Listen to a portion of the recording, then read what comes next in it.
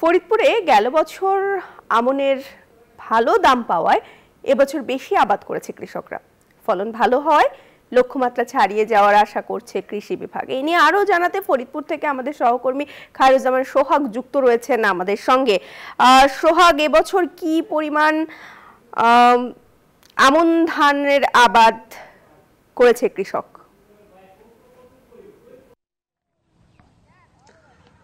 ধন্যবাদ প্রিয়াঙ্কা।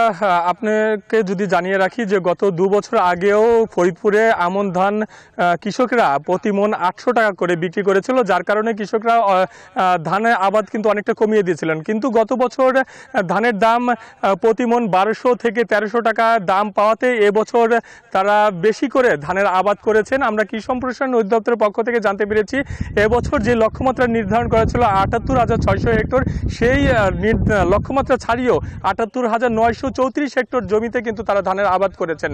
আর এখান থেকেই প্রায় ২.৫ লাখ মেট্রিক টন ধান পাওয়া যাবে এমনটাই কিন্তু আশা করছেন কৃষি বিভাগ।